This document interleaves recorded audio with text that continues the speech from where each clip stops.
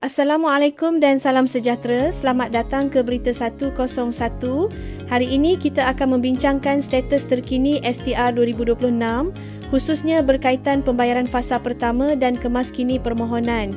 Baru-baru ini, portal rasmi STR iaitu bantuantunai.hasil.gov.my memaklumkan bahawa kemaskini untuk STR 2026 telah ditutup mulai 28 November 2025 jam 5 petang dan portal akan menjalani penyelenggaraan dari 28 November jam 17.01 hingga 3 Disember 2025. Apa maksudnya?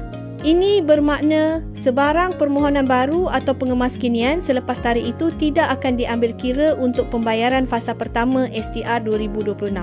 Mereka yang mengemaskini selepas 28 November hanya akan dipertimbangkan untuk fasa kedua bantuan STR. Laman Semakan MySTR kini menunjukkan status permohonan diterima bagi ramai pemohon.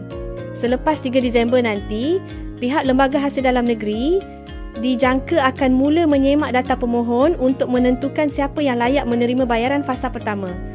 Bagi bayaran fasa 1 STR 2026, ramalan awal menyatakan ia boleh dikreditkan pada Januari 2026, tetapi setakat ini belum ada memo rasmi yang dikeluarkan. Ini adalah anggaran berdasarkan data semasa dan proses penilaian kelayakan yang masih berjalan. Perlu diingat bahawa STR 2026 kini digabung dengan sumbangan asas Rahmah SARA. Berdasarkan belanjawan 2026, penerima STR juga akan menerima SARA sebanyak RM100 sebulan atau RM1,200 setahun. Bagi kategori bujang pula, mereka menerima SARA RM50 sebulan bersamaan RM600 setahun. Jika anda masih belum mengemaskini maklumat anda sebelum 28 November, meskipun kini sudah lewat untuk fasa pertama, anda disarankan untuk tetap kemaskini sekarang supaya penilaian anda disemak semula untuk fasa kedua.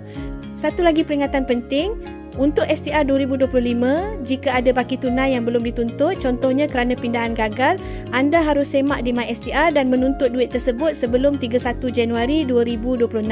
Terutamanya jika kaedah pembayaran adalah tunai melalui BSN, sekiranya tidak dituntut sebelum tarikh itu, baki STR 2025 mungkin akan hilang. Sekiranya ada sebarang pertanyaan atau anda mahu berkongsi pengalaman mengenai permohonan STR, tinggalkan komen di bawah. Jangan lupa untuk subscribe saluran ini dan tekan loceng untuk notifikasi video seterusnya. Terima kasih kerana menonton dan semoga anda semua selamat dan sihat selalu.